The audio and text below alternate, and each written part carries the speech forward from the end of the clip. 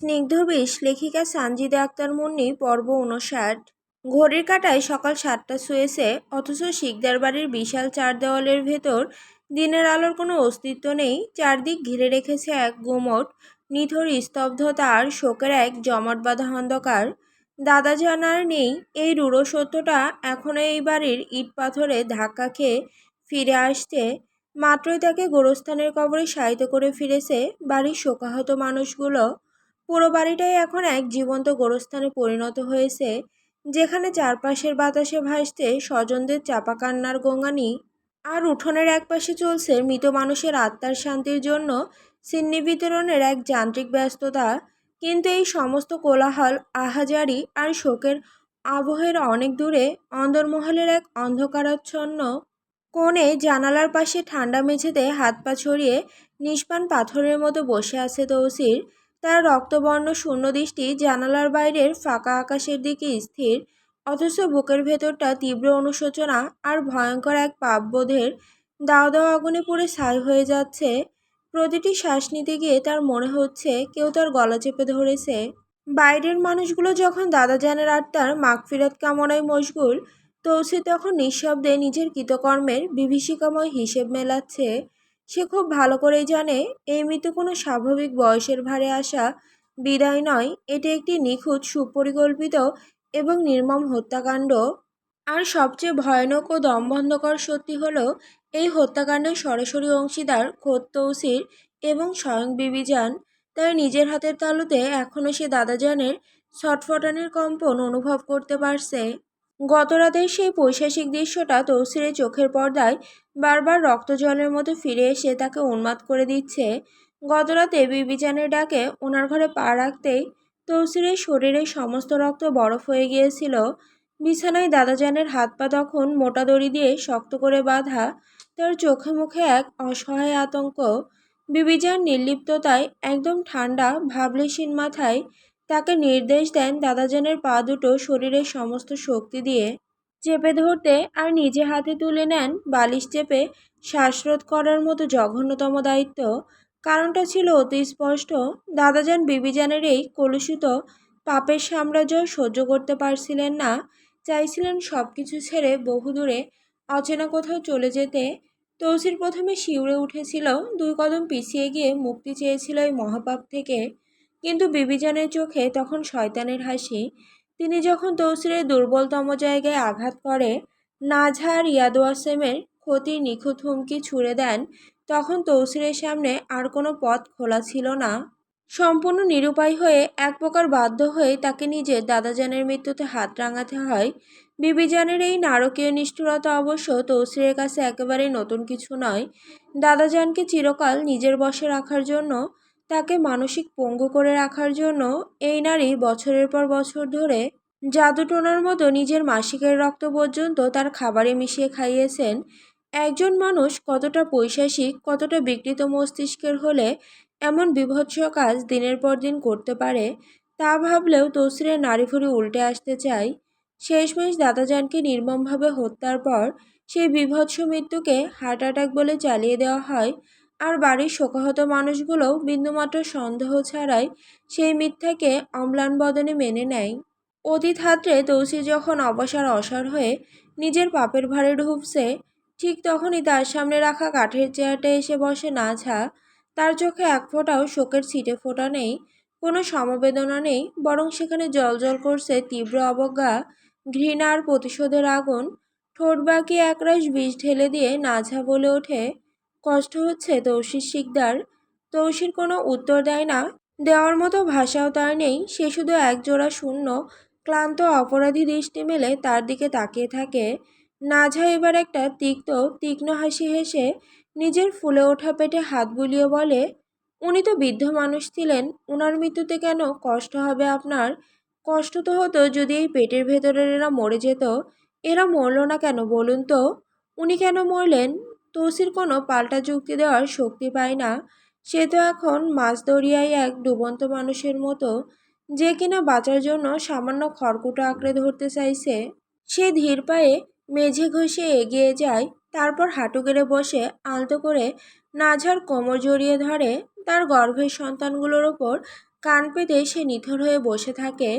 এই ঘোর অমানিসায় তার এই অভিশপ্ত জীবনে এই নিষ্পাপ অনাগত প্রাণগুলোকেই তার বেঁচে থাকার শেষ ও একমাত্র আশ্রয় বলে মনে হয়। কিন্তু পরক্ষণে নাঝা আক্রোশে সশব্দে তাকে ধাক্কা দিয়ে ঠেলে সরিয়ে দেয়। তীব্র ঘৃণায় তার সুন্দর মুখমণ্ডল বিকৃত হয়ে ওঠে।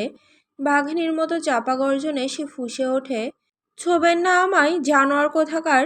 নিজের হাতে নিজে দাদাজানকে মেরে ফেলেছেন আপনি। আমার তো এখন ভয় হচ্ছে, কোনোদিন না জানি আমাকে এভাবে মেরে ফেলেন। আমি সব দেখেছি, আপনার ওই পিশাচ বিবিজান আর আপনার সব কীর্তি আমি নিজের চোখে দেখেছি। নাঝার কথা শুনে তৌসিরের বুকের ভেতরটা স্যাঁত করে ওঠে।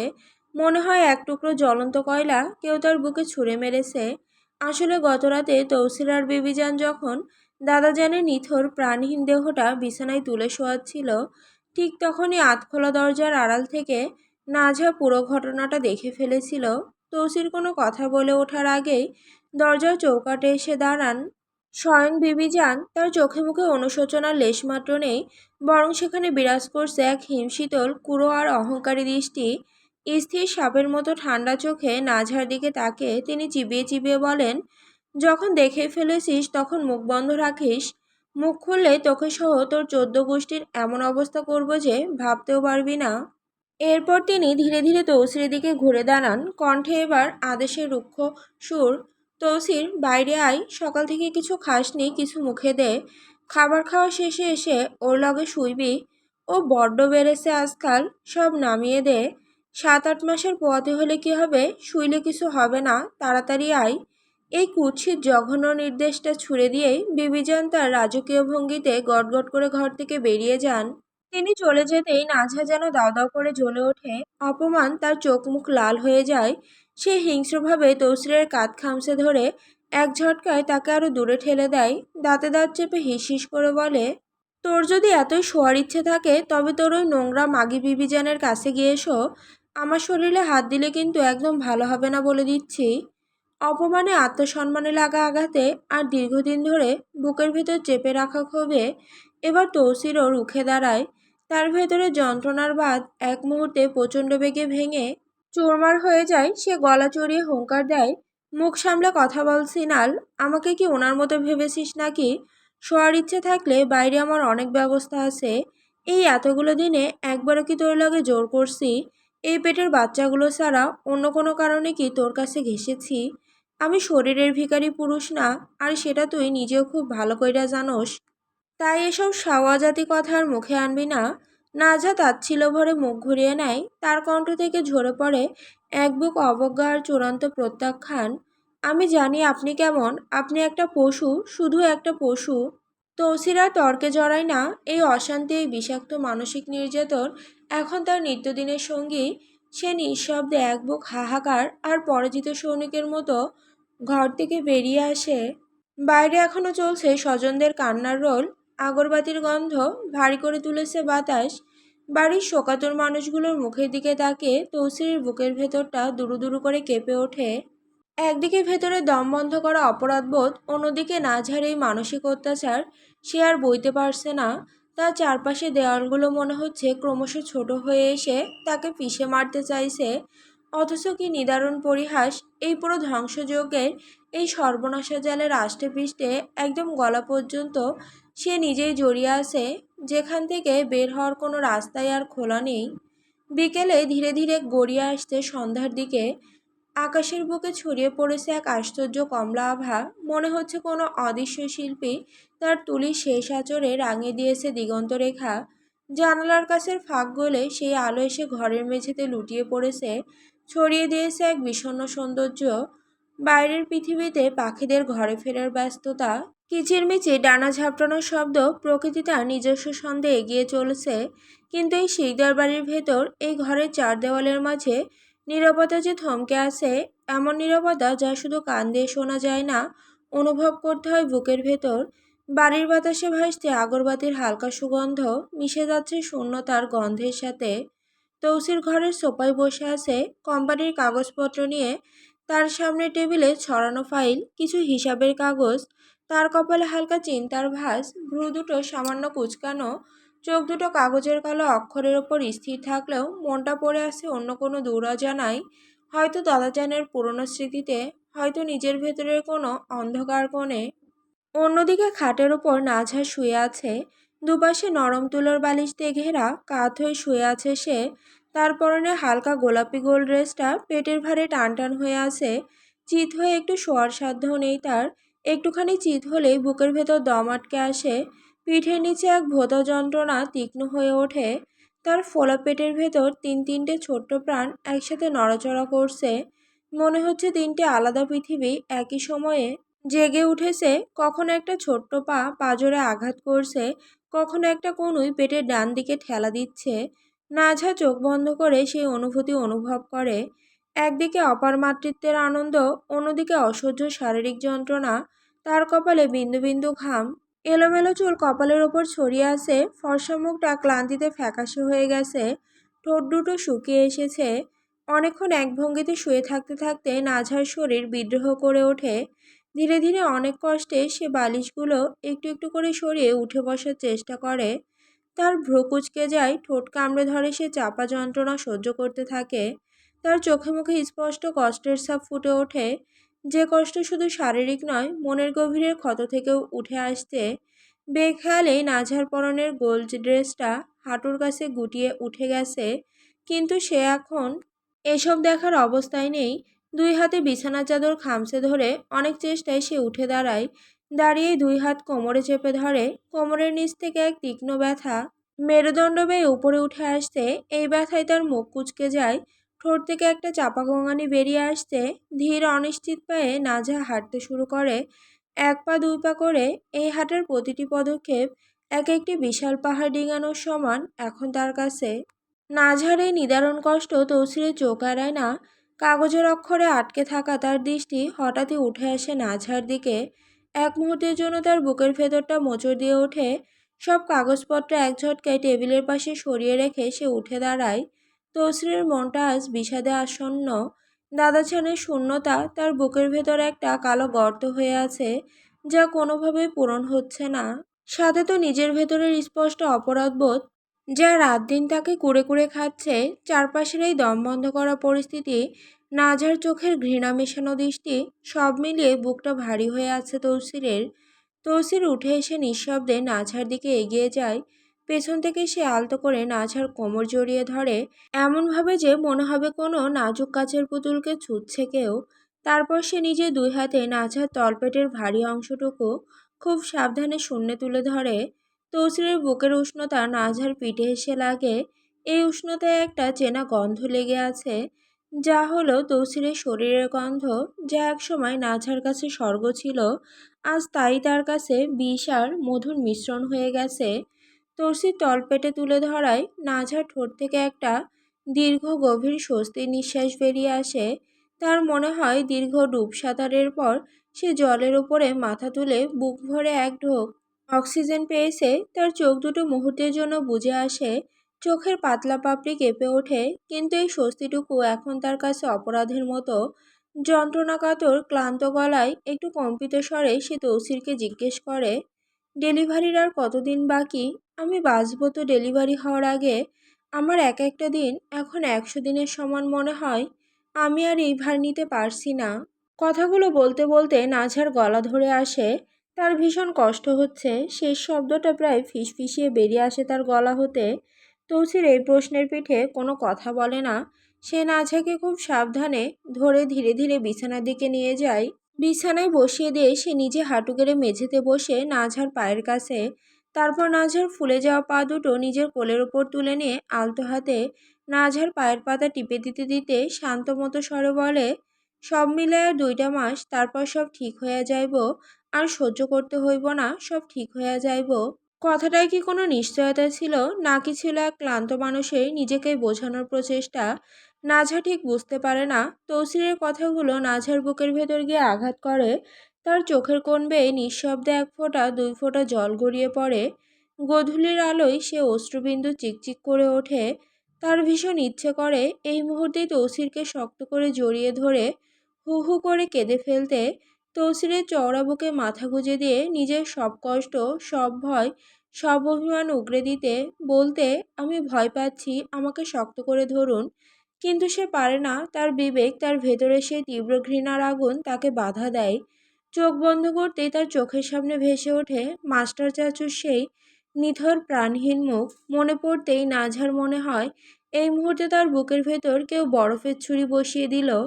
সে জোরে একটা শ্বাস ছাড়ে, ভেতরের সব আবেগ একটা শক্ত খোলসের নিচে চাপা দিয়ে তৌসিরের দিকে তাকায়। তীক্ষ্ণ ছুরির ধারের মতো কণ্ঠে জিজ্ঞেস করে, ডাক্তার সিজার করতে না করেছে তাই না? সিজার করলে আমি মারা যাব তাই না?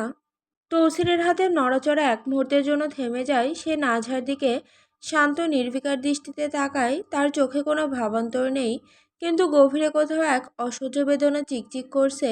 সে মলিন গলায় বলে, মরা বাচ্চা আল্লাহর হাতে, তুই আমি কে তা জানার? যা হওয়ার তা হইব। এখন এসব উল্টাপাল্টা চিন্তা বাদ দিয়া চিন্তামুক্ত থাক। তৌসিরের এই শান্ত উত্তর নাঝাকে আরো উত্তেজিত করে তোলে। সে দাঁত চেপে জেদের বসে প্রায় চিৎকার করে ওঠে, আমি যে প্রশ্ন করেছি সেটার উত্তর দিন। ডাক্তার বলেছে তো রক্ত বেশি গেলে মারা যাওয়ার সম্ভাবনা আছে। তৌসির এবার নাঝার দিকে তাকায়। তার চোখে সেই চিরচেনা শান্ত দৃষ্টি ও নরম গলায় বলে, রক্ত লাগলে আমি দিমু। তোর আর আমার একই গ্রুপের রক্ত, চিন্তা করিস না। মরার কথা আমার, আমি মরবো, তুই কেন মরবি? এই কথাটা বিদ্যুতের মতো নাঝার ভেতর দিয়ে বয়ে যায়।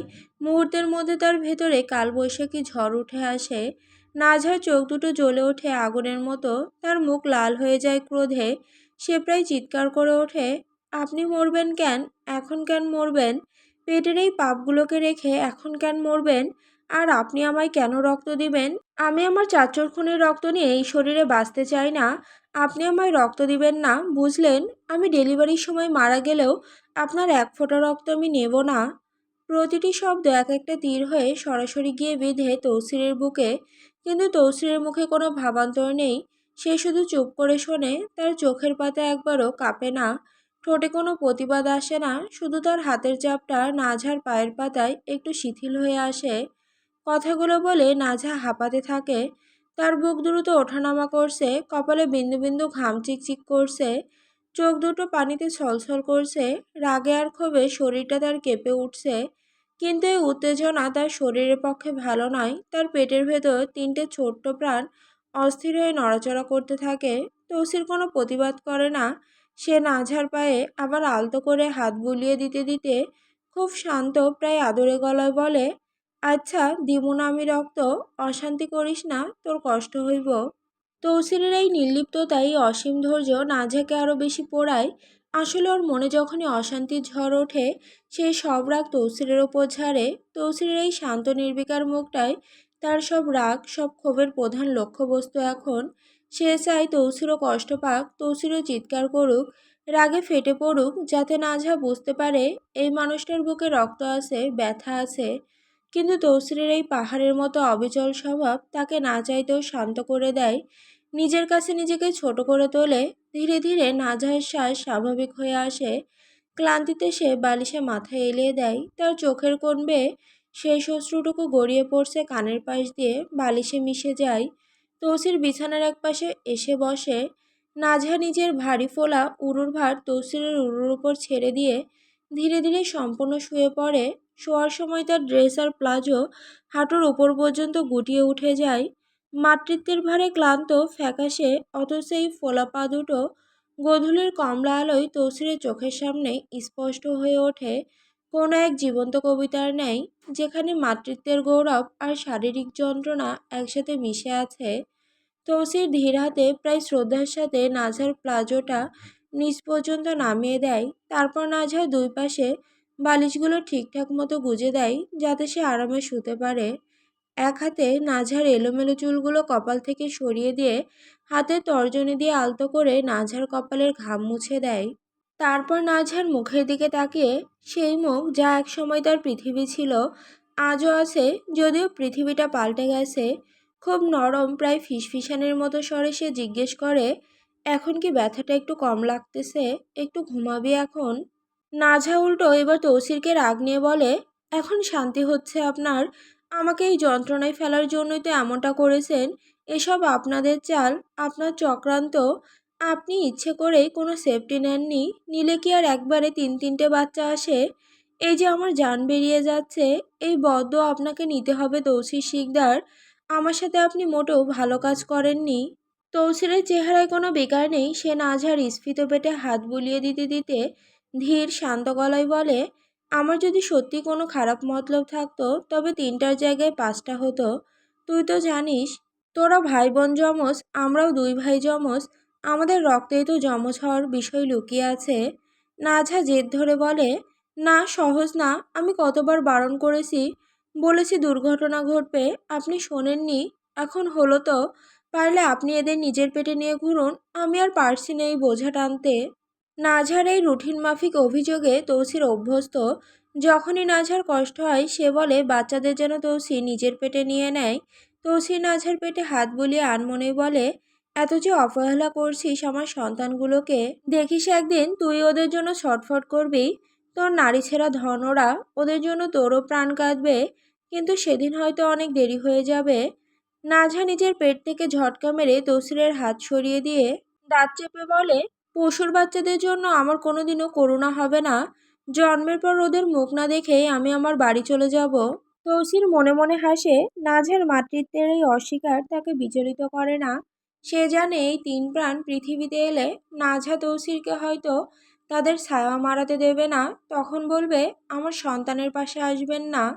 তৌসির ধীরে ধীরে নাঝার ড্রেসটা সামান্য তুলে নাঝার পেটে ৩ জায়গায় ৩টি চুমু খায়। ৩টি চুমু খেয়ে নাঝার পেটের ভেতরে ৩ প্রাণকে আলাদাভাবে সে অভয় দিচ্ছে। বাবা আছে, কোনো ভয় নেই। নাঝা দাঁত কামড়ে শুয়ে থাকে, আর কোনো বাধা দেয় না। সে সন্তান হারানোর প্রতিশোধ নেবে, তবে এখন নয়, কারণ তার মাথায় এখন অন্য এক ভয়ঙ্কর চিন্তার জট পাকিয়ে আছে। আজ সকালে যে দাদাজান মারা গেলেন, পুরো বাড়ি ভাবছে এটা স্বাভাবিক মৃত্যু, কিন্তু এর পেছনে বিবিজান বা তৌসির নয়, ছিল স্বয়ং নাঝা। গত রাতের দৃশ্যগুলো তার চোখের সামনে সেলুলয়েডের ফিতার মতো ভেসে উঠছে। রাতের খাবারের সময় সবাই যখন ব্যস্ত, নাঝা চুপি চুপি বিবিজানের ঘরে ঢোকে। বিবিজানের নির্দিষ্ট পানির গ্লাসে মিশিয়ে দেয় প্রাণঘাতী বিষ। হাত কাঁপে না তার। কেন কাঁপবে? এই বিবিজানই তো তার চাচ্চুর মৃত্যুর সবচেয়ে বড় কারিগর। ওই বয়স্ক মহিলাকে দুনিয়া থেকে সরিয়ে দেওয়াই তার একমাত্র লক্ষ্য। কিন্তু কিছুক্ষণ পর হাঁটার বাহানায় ওই ঘরের দিকে উঁকি দিতেই নাঝার বুকের ভেতরটা স্যাঁত করে ওঠে। সে দেখে বিবিজান নয়, দাদাজান ঢকঢক করে গ্লাসের পানিটুকু গিলে ফেলছেন। ভুল মানুষকে বিষ খাইয়ে দিয়েছে সে। এরপর রাত ৩টার দিকে ঘুম ভাঙলে নাঝা দেখে মেঝেতে তৌসির নেই। তৌসিরকে সে নিজের পাশে শুতে দেয় না। ভয়ে তার শরীর কাঁটা দিয়ে ওঠে। দাদাজান কি মরে গেছেন? তৌসির কি সেখানে গেছে? ধরা পড়ার আতঙ্কে তার শ্বাস আটকে আসে। বুকের ভেতর একই সাথে ধরা পড়ার ভয় আর চাপা শান্তি কাজ করে। পা টিপে টিপে সেখানে গিয়ে যা দেখে তাতে নাঝা যতটা না আতঙ্কিত হয়, তার চেয়ে বেশি অবাক হয়। সে দেখে তৌসির আর বিবিজান মিলে দাদাজানের নিথর দেহটা ধরাধরি করে বিছানায় শুয়ে দিচ্ছে। নাঝা এটা দেখে ভেতরে ভেতরে খুশিও হয়। বিষয়টা এমন যে ময়নাতদন্ত ছাড়া ধরা পড়ার কোনো উপায় নেই, শরীরও নীল হবে না। বিষটাও সে শুরু করেছিল তৌসিরের কাছ থেকেই। পুরো খেলাটা নাঝা খেলতে চেয়েছিল বিবিজানের সাথে, কিন্তু গুটি উল্টে দাদাজান মারা যান। বিবিজান মরলে অন্তত প্রতিশোধের আগুনে একটা তৃপ্তি থাকতো, কিন্তু নাঝার অশান্তির কারণ অন্য জায়গায়। সে পেটে সন্তান নিয়ে ভুল মানুষকে খুন করেছে। তবে সবচেয়ে বড় প্রশ্ন হলো, তৌসির আর বিবিজান মিলে দাদাজানের মৃত্যুর এই নাটকটা সাজাচ্ছে কেন? দাদাজানের মৃত্যুতে তাদের কি লাভ? এই শিকদার বাড়ির প্রতিটি দেওয়ালে আসলে কতগুলো ভয়ঙ্কর রহস্য লুকিয়ে আছে। নাঝা ধীরে ধীরে তার চোখের পাতা দুটি বুঝে নেয়। তার চোখের ক্লান্ত পাপড়িগুলো নেমে আসে এক অব্যক্ত প্রশান্তির মতো। তার বুকের ভেতর থেকে একটি দীর্ঘশ্বাস বেরিয়ে আসে। সারাদিনের সমস্ত ভার সে আজ এই মুহূর্তে নামিয়ে রাখে। তৌসির বসে আছে তার পায়ের কাছেই। সে নাঝার উরু থেকে শুরু করে ধীরে ধীরে আঙুলে চাপ দিতে থাকে। তার আঙুলগুলো ধীরে ধীরে নেমে আসে নাঝার হাঁটুর কাছে, তারপর পায়ের গোড়ায়, অবশেষে পায়ের পাতায়। তৌসিরের চোখ বুজে নেয়, তার আঙুলগুলো এখনও নাঝার পায়ের পাতায়, কিন্তু তার মন ভেসে গেছে বহুদূর কোন এক অদেখা অথচ অতিকাঙ্ক্ষিত ভবিষ্যতের আঙিনায়। তার বন্ধ চোখের পর্দায় ভেসে উঠতে থাকে ৩টি ছোট্ট অবয়ব, তার সন্তানেরা। তার মনে হতে থাকে তার ৩ সন্তানেরা আছে তারই চারপাশে। ঘরময় ছড়িয়ে আছে তাদের অস্তিত্ব। কেউ হাঁটছে টলমল পায়ে, ছোট্ট পায়ের ছাপ ফেলে যাচ্ছে মেঝেতে, কেউ ছুটছে হাসির ফোয়ারা ছড়িয়ে, তার খিলখিল হাসিতে কেঁপে উঠছে ঘরের প্রতিটি কোণ। কেউ বা মগ্ন নিজের ছোট্ট রাজ্য অদৃশ্য খেলনার সাথে গল্প করছে, ফিসফিস করে বলছে এমন সব কথা যা শুধু শিশুরাই বোঝে। একটি ছোট্ট প্রাণ পিঠ বেয়ে উঠে আসছে তার কাঁধে, ছোট্ট আঙুলগুলো শক্ত করে আঁকড়ে ধরছে তসরির শার্টের কলার, পা দুটো দুলছে শূন্যে, আর মুখে এক বিজয়ীর হাসি। মনে হচ্ছে সে গোটা দুনিয়া জয় করে ফেলেছে বাবার কাঁধে চড়ে। আরেকজন বসে আছে তার উরুতে, যার তুলতুলে নরম শরীর, গোলগাল গাল, ছোট্ট হাতের পাতা সে বুলিয়ে দিচ্ছে তৌসিরের মুখে। দাড়ির খোঁচায় কৌতূহলী আঙুল রেখে চোখ বড় বড় করে তাকাচ্ছে, আর মায়া ভরা আধো কণ্ঠে ডাকছে আব্বা আব্বা বলে। আর তৃতীয়জন সে বসে আছে মেঝেতে, তার ছোট্ট হাত দুটো বাড়িয়ে দিচ্ছে তৌসিরের দিকে, কোলে ওঠার আকুল আবদারে তার ঠোঁটে অভিমানের ছায়া, চোখে সেই চিরন্তন বিশ্বাস, যে বিশ্বাস শুধু সন্তানরাই বাবার চোখে রাখতে জানে। সে টানছে তৌসিরের লুঙ্গির কোণ, ফোলা ফোলা গালে জমে আছে অভিযোগে, আমাকেও কোলে নাও আব্বা। এসব ভেবে তৌসিরের ঠোঁটের কোণে ফুটে ওঠে এক নিঃশব্দ হাসি, যা রবের দানের প্রতি অপার শুক্রিয়ার ভেজা। চোখ বোঝা অবস্থাতেই সে হাসতে থাকে, যেই হাসিতে মিশে আছে অপেক্ষা, প্রার্থনা, আর এক বুক ভরা অনাগত পিতৃত্বের আকুলতা। তার বুকটা ভরে ওঠে প্রশান্তিতে। সকালের ঘড়িতে এখন বেলা 10টার কাটা স্থির। বারান্দার এক কোণে একরাশ জমাটবদ্ধ বিষণ্ণতাকে নীরব সঙ্গী করে মাছ কাটতে বসে আছেন সিতুজা আর তৃষ্ণা। ভোর 7টা নাগাদ বাজার থেকে রূপলি তাজা মাছ নিয়ে আসে ওয়াসেম, আর এখন সে পাশের ইজি চেয়ারটায় অলস ভঙ্গিতে হেলান দিয়ে চায়ের কাপে শেষ চুমুক দিচ্ছে। চায়ের কাপে শেষ তলানিতে চুমুক দিয়ে ওয়াসেম হঠাৎই এই ভারী নীরবতা ভেঙে সিতুজাকে লক্ষ্য করে বলে ওঠে, জানো মা, গতকাল তৌসিরের সাথে কথা হলো, ওর নাকি একসাথে 3টে বাচ্চা হবে। চেক আপের পর ডাক্তাররাই কনফার্ম করেছে। কথাটা সিতুজার কানে পৌঁছানো মাত্র বুকের গভীর থেকে একটা তপ্ত দীর্ঘশ্বাস মোচড় দিয়ে বেরিয়ে আসে। তিনি চট করে ওয়াসেমের দিকে মুখ ঘুরিয়ে তীব্র শ্লেষের সাথে বলে ওঠেন, শুনে তো বেশ খুশি হলাম। তৌসির তো মানুষের পরে বিয়ে করে একটানে 3টে বাচ্চার বাপ হয়ে গেল। আর এদিকে কিছু মানুষের বিয়ের 2 বছর 1 মাস পার হয়ে যাওয়ার পরও আমার কপালে দাদি ডাক শোনার ভাগ্য হলো না। ওনার এই তীক্ষ্ণ আক্ষেপে তৃষ্ণা কোনো প্রতিক্রিয়া দেখায় না। সে নিষ্ক্রিয়ভাবে আপন মনে মাছ কেটে চলে।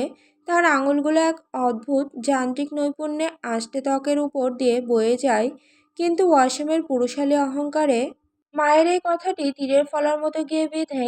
সে তৃষ্ণার দিকে একরাশ চরম তিক্ততা নিয়ে তাকিয়ে কর্কশ গলায় বলে, তৌসির বিয়ে করেছে এক অভিজাত ঘরের নবাব নন্দিনীকে, আর আমার গলায় তুমি ঝুলিয়ে দিয়েছো এক গোলামের মেয়েকে। সে তোমায় দাদি ডাক শোনাবে কোন লাটে শুনি? এই অপমানজনক উচ্চারণেও তৃষ্ণা এতটুকু টলে যায় না। বেদনার কোনো রেখাও ফোটে না তার মুখে। প্রতিদিনের এই অবহেলার লাঞ্ছনা এখন তার মজ্জাগত এক কঠিন বর্মে সে আবৃত করে নিয়েছে নিজের সমস্ত অস্তিত্ব। সে আগের মতোই শান্ত হাতে মাছ কেটে চলে। শুধু তার ঠোঁটের কোণে ফুটে ওঠে এক চিলতে বিদ্রুপাত্মক তিক্ত হাসি। নীরব অবহেলায় এই অলক্ষ্য হাসিটি চাবুকের মতো গিয়ে লাগে ওয়াসিমের চোখে, বিধে তার পুরুষতান্ত্রিক অহমিকায়। ওয়াসিমের এই ঔদ্ধত্য দেখে সিতুজা আর স্থির থাকতে পারেন না। তিনি শক্ত গলায় ধমকে ওঠেন, বড় ঘরের মেয়েকে আমি তোর জন্য দেখিনি রে। দীর্ঘ 5টা বছর ধরে তোকে রাজি করানোর সাধ্য সাধনা করতে করতে ক্লান্ত হয়ে শেষমেশ এই ধীর স্থির মেয়েটার সাথেই তোকে বেঁধে দিলাম। আর এই 2 বছরের সংসারে মেয়েটার ওপর তুই যে কী পরিমাণ মানসিক আর শারীরিক অত্যাচার করছিস তা আমি মা হয়ে সব জানি। আর যদি কোনো তথাকথিত বড়লোকের দেমাগি মেয়ে হতো, তবে কেস দিয়ে তোকে লাথি মেরে বাপের বাড়ি চলে যেত। আমার তৃষ্ণার মতো মেয়ে বলেই সব মুখ বুজে সয়ে যাচ্ছে। আমার সামনে দাঁড়িয়ে আমার বৌমাকে এভাবে আর একটা কথাও বলবি না তুই। যদি সংসার করতে এতই বিষ লাগে তবে ডিভোর্স দে ওকে। আমি তোকে কতবার বলেছি তালাক দিয়ে দে। আমি নিজে ওর জন্য এর চেয়ে 1000 গুণ ভালো ছেলে দেখে বিয়ে দেব। মায়ের মুখে অন্য কোথাও বিয়ের কথা, বিশেষ করে তৃষ্ণাকে অন্য কারো বাহুলগ্ন দেখার কল্পনাতেই ওয়াসিমের ভেতরটা মুহূর্তেই পুড়ে খাক হয়ে যেতে থাকে। এক তীব্র আদিম ঈর্ষার অন্ধক্রোধ তার সমস্ত চেতনাকে গ্রাস করে নেয়। মনে হচ্ছে কোনো বিষাক্ত সরীসৃপ তার শিরা উপশিরা বেয়ে নীল বিষ ঢেলে দিচ্ছে। কিন্তু নিজের দম্ভ বজায় রাখতে সে বাইরে এক তাচ্ছিল্যের মুখোশ পরে উদাসীন সুরে বলে, দেব ডিভোর্স, কিন্তু ও তো নিজে চায় না। ও তো চায় আমার লাথিঝাঁটা খেয়ে এই সংসারে পড়ে থাকতে। ও নিজে যদি আজ তালাক চাই, আমি এখনই লিখে দিতে রাজি আছি, আমার বয়ে গেছে। ওয়াসিমের ওই অধ্যত্বে সিতুজার আগে ফুঁসে ওঠে। তৃষ্ণার দিকে তাকান। তুই কি সত্যি ওর এই নরককুণ্ডে পড়ে থাকতে চাস তৃষ্ণা?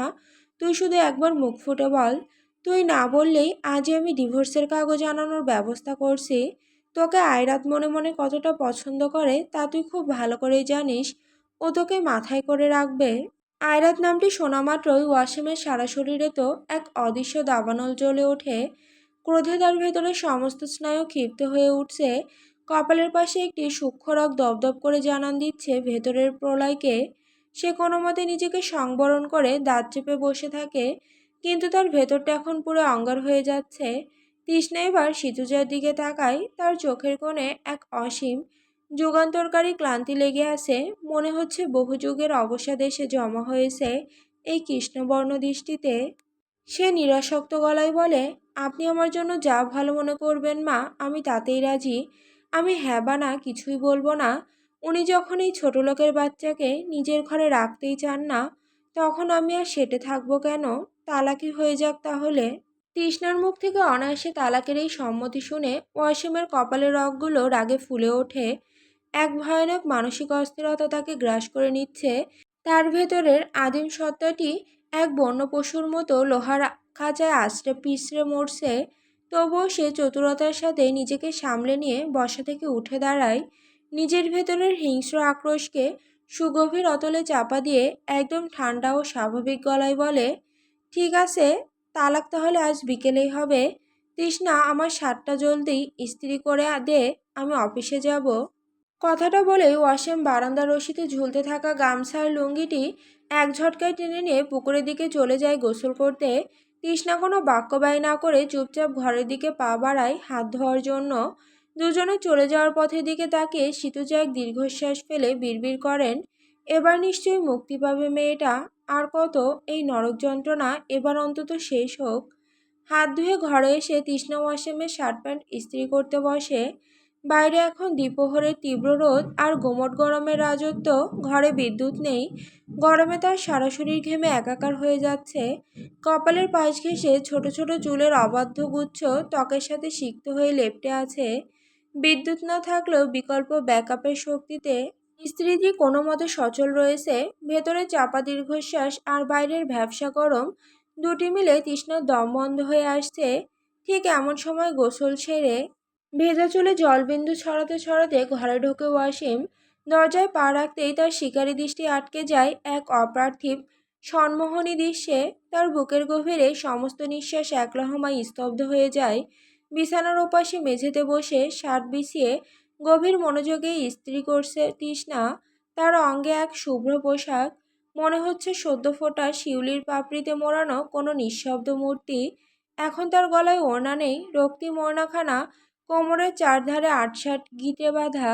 তার আধখোপায় বাঁধা চুলের কিছু অবাধ্য গোছা মৃদু হাওয়ায় উড়ছে তার উন্মুক্ত দুগ্ধশুভ্র ঘাড় বেয়ে চিকন রেখা টেনে নেমে আসছে বিন্দু বিন্দু শ্বেতকণা, যা মুক্তদানার মতো স্বচ্ছ লাগছে। ওয়াসিমের শুষ্ক গলা এই রূপসুধা দর্শনে আরো শুকিয়ে আসে। তৃষ্ণার এই এলোমেলো সিক্ত অজান্তেই ছড়িয়ে পড়া বিভ্রান্তিকর সৌন্দর্যের সামনে সে নিজেকে এক নিষিদ্ধ সাপদের মতো অনুভব করতে থাকে। তৃষ্ণা তো এসবের কিছুই টের পায় না। সে আপন মনেই শার্টের ভাঁজে ইস্ত্রি চালিয়ে যাচ্ছে। তার ভ্রু দুটি সামান্য কুঁচকে আসে গভীর একাগ্রতায়। ওয়াসিম নিঃশব্দে বাঘের মতো চতুর পদক্ষেপে এগিয়ে যায় তার দিকে। সোফার কাছে পৌঁছে সে কাঁধের ভেজা গামছাটি কুশনের ওপর ফেলে দেয়। তারপর কুশনের আড়ালে হাত ঢুকে টেনে আনে এক ভারী কালো কুচকুচে এক আগ্নেয়াস্ত্র। তৃষ্ণা এবার ওয়াসিমকে লক্ষ্য করে। তড়িৎ হাতে ইস্ত্রির সুইচ বন্ধ করে শার্টটি ভাঁজ করতে যায় সে, কিন্তু ঠিক সেই মুহূর্তেই দুটি অতি শক্তিশালী বাহু পেছন থেকে এসে তাকে আষ্টেপৃষ্টে জড়িয়ে ধরে। ওয়াসিম দুই হাঁটু গেড়ে বসে পড়ে। তার ঠিক পেছনে তার শক্ত বাহু দুটি লতার মতো পেঁচিয়ে ধরেছে তৃষ্ণার তীক্ষ্ণ কোমর। মুখটি এগিয়ে এনে সে নিজের নাসিকা ডুবিয়ে দেয় তৃষ্ণার উন্মুক্ত ঘর্মাক্ত ঘাড়ের ভাঁজে। গভীর এক তীব্র উষ্ণতায় তার ঠোঁট ছুঁয়ে যায় তৃষ্ণার ফর্সা ত্বক। সে তৃষ্ণার উন্মুক্ত কাঁধে নিজের নাক মুখ এমনভাবে ঘষতে থাকে, মনে হচ্ছে কোনো বহুদিনের তৃষ্ণার্ত পথিক হঠাৎ মরুভূমিতে অমৃতের সন্ধান পেয়েছে। ওর এই আকস্মিক আদিম স্পর্শে তৃষ্ণার সমগ্র শরীর এক নিমিষে পাথরের মতো স্তব্ধ হয়ে যায়। তার সমস্ত চেতনা অবশ হয়ে আসে। হাতের শার্টটি খসে পড়ে যায় মেঝেতে। ওয়াসিম তার গলায় মুখ ঘষতে থাকে। সে তো এখন এক তীব্র নেশায় বুঁদ হয়ে পড়ছে। তার দুই বাহুর বন্ধনে তৃষ্ণার কোমর আরও কঠিন, আরও হিংস্রভাবে চেপে ধরে সে, এতটাই শক্ত যে তৃষ্ণার ফুসফুস বাতাস নেওয়ার জন্য আকুল হয়ে ওঠে। তারপর ওর কানের লতির কাছে মুখ এনে এক ক্ষিপ্ত ফিসফিসে কণ্ঠে ওয়াসিম গর্জে ওঠে, তালাক চাস তাই না? আয়রাদের বউ হতে চাস তুই? এত বড় সাহস তোর যে মায়ের সামনে দাঁড়িয়ে এই কথা উচ্চারণ করিস? তোকে না বারণ করেছিলাম এই বিষয় নিয়ে দ্বিতীয়বার মুখ না খুলতে? বেশি ডানা গজিয়েছে তোর, জানোয়ারের বাচ্চা। তুই আমার সংসারে থাকতে চাস না? কথা শেষ করে ওয়াসিম একমত্ত আক্রোশে তৃষ্ণার ঘাড়ে সজোরে দাঁত বসিয়ে দেয়। মনে হচ্ছে কোনো হিংস্র সাপত তার শিকারের শরীরে নিজের মালিকানার স্থায়ী ক্ষত এঁকে দিচ্ছে। তীব্র যন্ত্রণায় তৃষ্ণার ঠোঁট দুটো কেঁপে ওঠে। অপমানেও ক্ষোভে চোখ ফেটে পানি আসতে চায়। নিজেকে এই পৈশাচিক আলিঙ্গন থেকে মুক্ত করার জন্য সে আপ্রাণ মোচড় দিয়ে ওঠে। ওয়াসিমের লোমশ বাহু দুটোকে নিজে তীক্ষ্ণ নখ দিয়ে খামচে ধরে। এক গঙ্গানির মতো চাপা স্বরে সে বলে ওঠে, আপনি তো সবসময় বলেন আমি আপনার যোগ্য নই, তাহলে কেন আমি আপনার পায়ে পড়ে থাকবো? আমাকে কি একটু শান্তিতে বাঁচতে দেবেন না আপনি? কিন্তু তৃষ্ণার এই আকুল আরতি ওয়াসিমের বধির কামনার দেওয়ালে আছড়ে পড়ে অর্থহীন হয়ে যায়। পরের মুহূর্তেই তৃষ্ণা অনুভব করে তার কামিজের কাপড়ের ভেতর দিয়ে শীতল কোনো সরীসৃপ হরহর করে ঢুকে আসছে। বরফ শীতল কঠিন এক ধাতব নল সোজা তার নাভির ওপর তীব্র চাপ সৃষ্টি করে স্থির হয়। তা হলো সোফা থেকে নেওয়া ওয়াসিমের সেই কালান্তর পিস্তল। তৃষ্ণার সারা শরীর ভয়ে শিউরে ওঠে। তার মনে হয় এই বুঝি ট্রিগার চেপে ওয়াসিম তার বুকের স্পন্দন চিরতরে স্তব্ধ করে দেবে। ওয়াসিম এক হাতে তাকে নিজের প্রশস্ত পাথুরে বুকের সাথে পিষে মারার মতো চেপে ধরে, অন্য হাতে পিস্তলটি ধরে রাখে তৃষ্ণার নাভির ওপর। এক হিংস্র বাঘের মতো ফিসফিসিয়ে শাসিয়ে ওঠে সে, যদি মায়ের সামনে তালাকের কথা আর একবারও মুখে এনেছিস তবে এই বন্দুক থেকে ৫-৫টা গুলি বের হয়ে বুক ঝাঁঝরা করে দেবে ওই আয়রাদের, যার সাথে তোর নতুন করে ঘর বাঁধার স্বপ্ন দেখা হচ্ছে। আর শেষ বুলেটটি আমি সরাসরি বিধিয়ে দেব তোর এই অবাধ্য কলিজার ভেতর।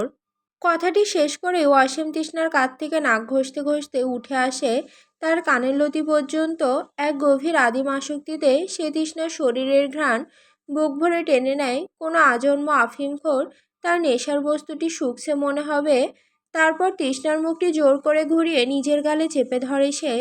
তৃষ্ণার নাকে নিজের নাক ঘষে প্রমত্ত আবেগে, কোনো অনুমতি কোনো ভূমিকা ছাড়াই সরাসরি তৃষ্ণার ঠোঁটে ঠোঁট মেলায় সে। এক জোরপূর্বক উন্মত্ত অধিকার প্রতিষ্ঠাকারী চুম্বনে লিপ্ত হয় ওয়াসিম। তৃষ্ণার সারা শরীর থরথর করে কাঁপতে থাকে ভয়ে, তীব্র যন্ত্রণা এবং অচেনা শিহরণে। অবিন্যস্ত সেই চুম্বনের পর ওয়াসিমের তার মুখটি সামান্য সরায়। তৃষ্ণার অশ্রুসিক্ত আতঙ্কিত চোখের দিকে এক দৃষ্টিতে তাকিয়ে শেষবারের মতো তীব্র শাসানির সুরে বলে ওঠে সে, তুই আমার বউ, আমার একান্ত নিজস্ব সম্পত্তি। আমার জিনিস আমি কখনোই কোনোদিনও অন্য কাউকে দেব না, তা মনে রাখিস। তুই শুধু আমার বউ, বুঝতে পারছিস? তুই শুধু আমার, একদম শুধু আমার। কথাগুলো শেষ করে ওয়াসিম আবারও তৃষ্ণার থুতনি চেপে ধরে নিজের তৃষ্ণার্ত ক্ষিপ্ত ঠোঁট জোড়া তৃষ্ণার ঠোঁটে বসিয়ে দেয়। এক অনন্ত বন্দিত্বের সিলমোহর এঁকে দেয় তার অধরে।